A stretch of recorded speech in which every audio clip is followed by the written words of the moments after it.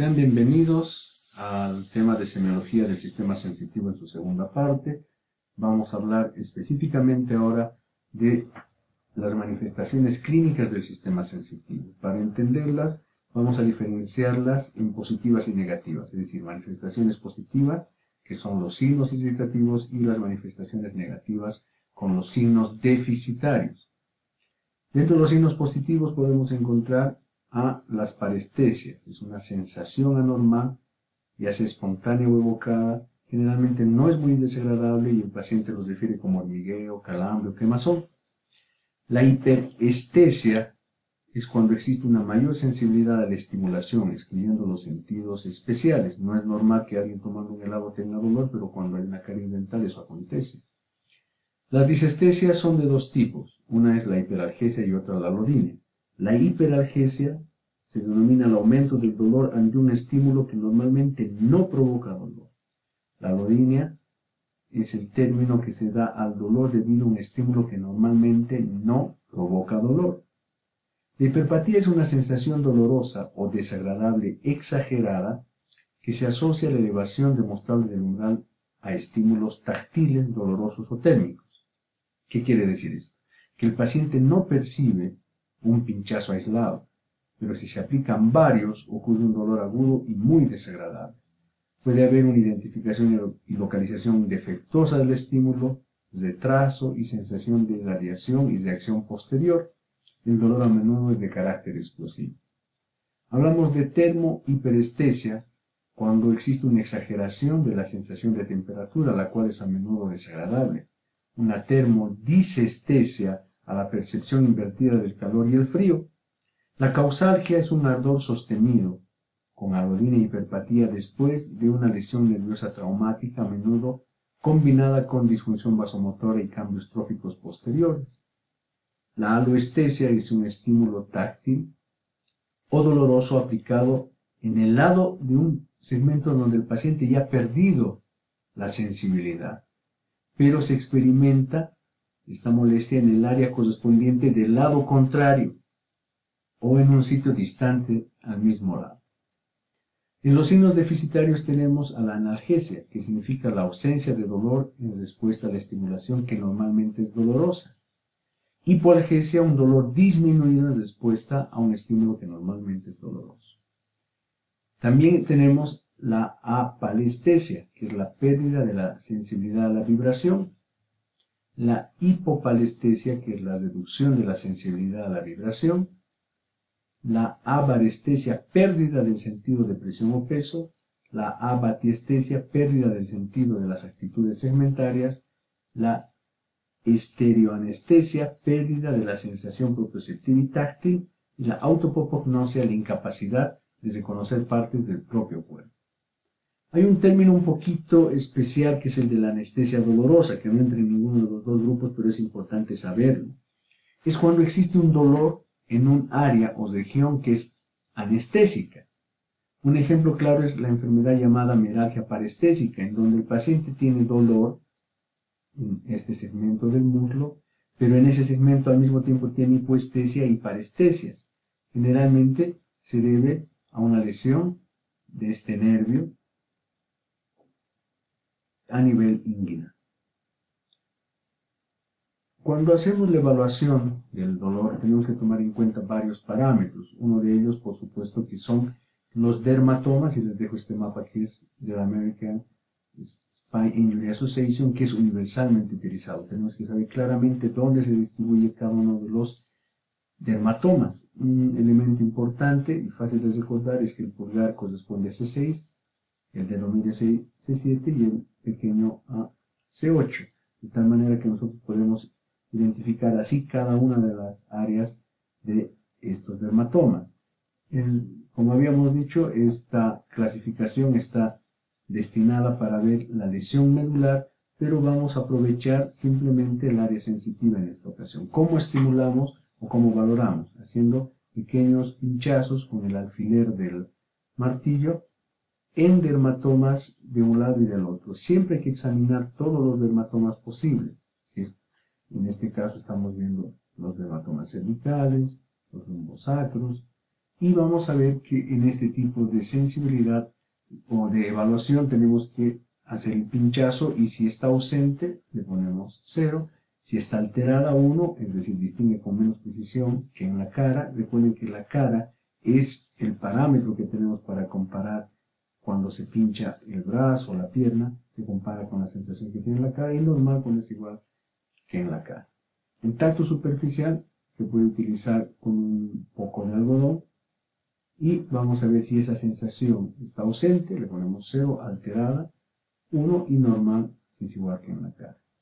Los síndromes sensitivos que podemos hallar son varios. Hay uno que es el síndrome talámico de Dejerine-Roussel, que en el lado contralateral a la lesión el paciente va a tener anestesia, asteriognosia, dolor intenso desagradable, una hiperpatía, déficit motor y temblor y ataxia. Generalmente se debe a infartos, como es este el caso, a nivel del tálamo.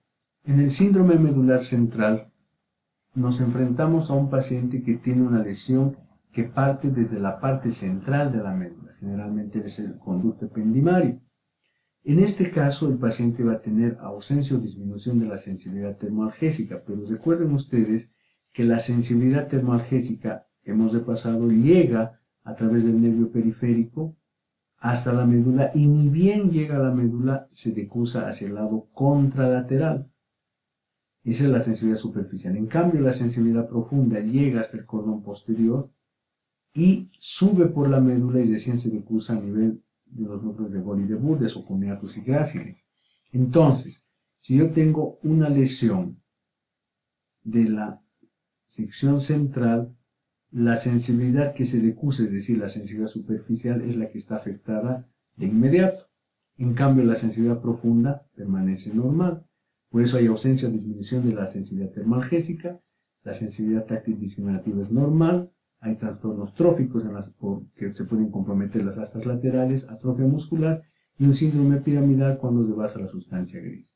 Un elemento importante es que el paciente tiene una especie de anestesia suspendida, es decir, siente todo esto normal, pero en este segmento ya no y vuelve a sentir de forma normal. Esto se debe generalmente a que tenemos una lesión, les decía, a nivel del conducto ependimario. Ahora, el paciente puede tener esta molestia cuando hace hiperextensión, si es que tiene una importante espondilosis cervical. Hay mayor debilidad en miembros superiores que en miembros inferiores cuando se compromete el tracto piramidal. La sensibilidad sacra casi siempre queda conservada. Hay una alteración disociada de la sensibilidad, como les decía, esta suspensión, y puede haber un síndrome de Horner cuando se afecta a nivel cervical. Este es un esquema de un ejemplo que es la siringomielia, la presencia de quistes dentro del conducto ependimario. Esta es una imagen de resonancia magnética con esa patología. El síndrome de hemisección medular o de Brown-Séquard es un síndrome en el que se afecta la mitad de la médula, puede ser por un tumor o por un trauma.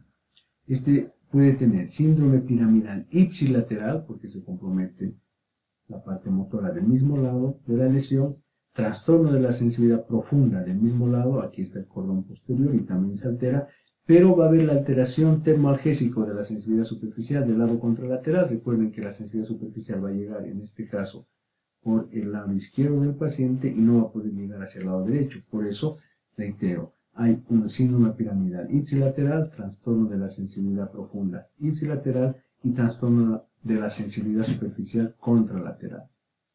Esto se puede dar por un traumatismo, les decía en la comisión blanca anterior, incluso ahí puede haber pérdida bilateral de la sensibilidad termoalgésica en la lesión de uno o dos segmentos por debajo de la misma. Esto es poco frecuente.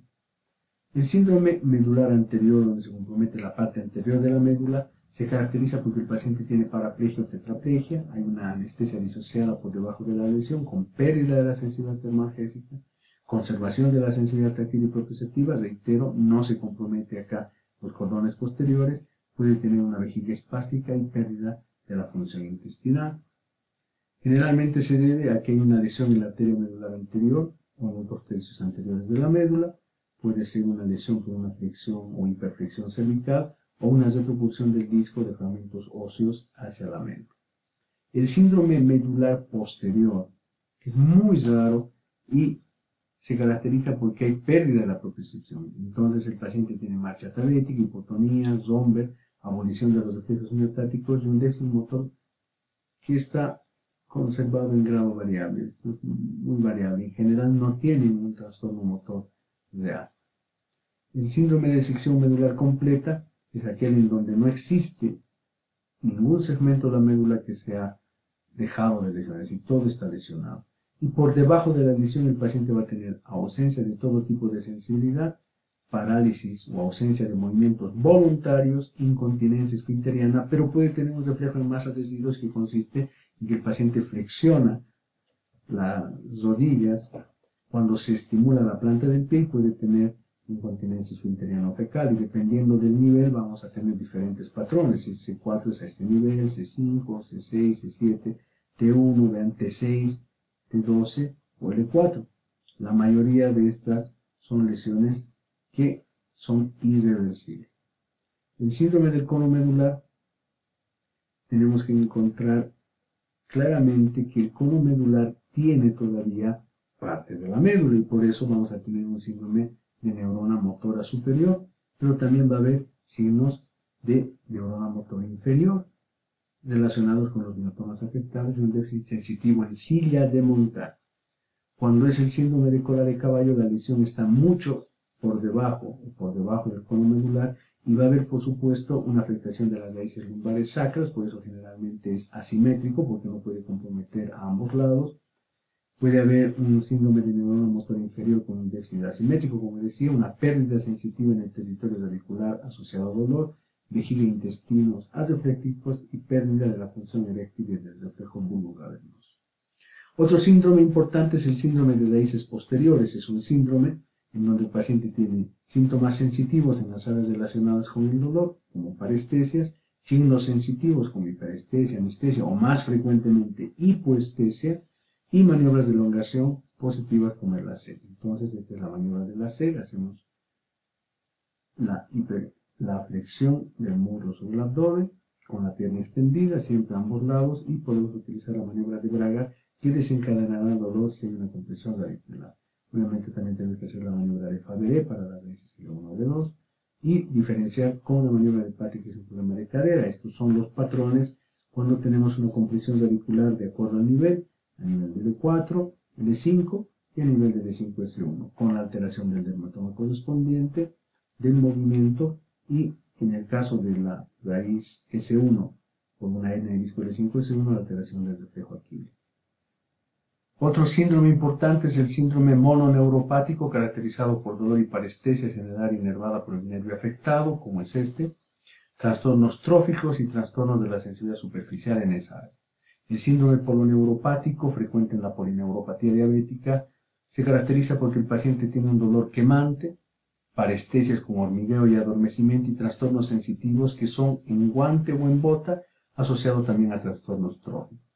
Vamos a ver un caso clínico para integrar lo que acabamos de hablar. Es una mujer de 35 años deportista que desde hace 3 semanas tiene dolor lumbar y radial al trayecto ciático derecho, asociado a sensación de hormigueo y adormecimiento. Entonces tiene dolor y parestesias, que son síntomas sensitivos. En la cara posterior del miembro inferior derecho, que se ha hecho intenso en las últimas semanas y le impide caminar. Tiene una escala visual análoga de 8/10, eso vamos a ver a continuación. En el examen neurológico encontramos dolor a la palpación lumbosacral y glútea derecha, hipoestesia en el dermatoma S1 derecho, entonces ya tiene un signo sensitivo, la SEG y Braga derechos, que son maniobras de elongación positivas, y dolor al caminar sobre talones a derecha, con marcha antálgica. Entonces, ¿cuál será el diagnóstico? Claramente una compresión de la raíz S1 derecha, entonces será una hernia de disco entre L5 y S1 derecho, y ven claramente es una hernia L5 S1 hacia el lado derecho. Entonces, en el siguiente segmento vamos a continuar hablando fundamentalmente de la semiología del dolor.